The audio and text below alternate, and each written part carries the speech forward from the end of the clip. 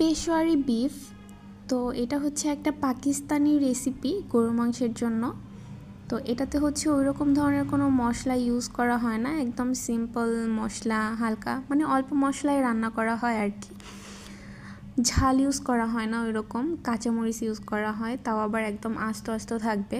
তো বেসিক্যালি মাংসটা ওরকম ঝাল হয় না। আর অনেক দিন ধরে দেখেই হচ্ছে অনেক লোভ লাগতেছিল, জিনিসটা দেখতে অনেক ইয়াম্মি, তো খাইতেও মেবি অনেক ইয়াম্মি হবে যেহেতু আমি আগে কখনো খাইনি।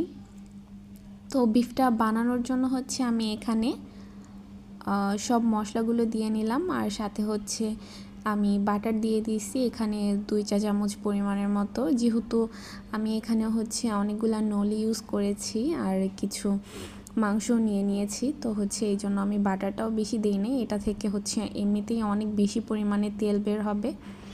আর সাথেই তো আমি আস্ত আস্ত আলু, আস্ত টমেটো, কাঁচামরিচ, পেঁয়াজ কিছু কুচি করে দিছি, আস্ত রসুন, তারপর হচ্ছে কিছু রসুন আমি বেছেও নিয়েছি আর কিছু হচ্ছে আস্ত রসুনও দিয়েছি। তো সব কিছু দিয়ে মাংসটাকে প্রেসার কুকারে বসিয়ে দিলাম। তো এই তো মাংসটা রান্না হয়ে গেল। পেশোয়ারি বিফটা রান্না করার জন্য হচ্ছে আমি 7 থেকে 8টা সিটি দিয়ে নিয়েছি প্রেসার কুকারে, দেন ওইটাতেই কুক হয়ে গেছে। তো মাংসটা দেখেন কত সুন্দর করে একদম খুলে যাচ্ছে, মুখে দিলেও একদম মিলিয়ে যাচ্ছিল। তো এটা আমি অনেক দিন ধরে এই রেসিপিটা দেখতেছি আর চিন্তা করতেছি যে বানায় খাবো, কিন্তু হচ্ছে মানে সময় করেই উঠতে পারি না যে কখন বানাবো।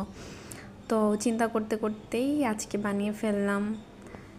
আর বিফটা খাওয়ার জন্য আমি এটার সাথে বাসায় নান তৈরি করে নিয়েছিলাম। আমি অতটা ভালোভাবে নান তৈরি করতে পারি না, কারণ হচ্ছে বাসায় সচরাচর আমার বানানো হয় না, এই জন্য আমি সুন্দর করে বানাতে পারি না, তারপরেও বানিয়ে ফেললাম।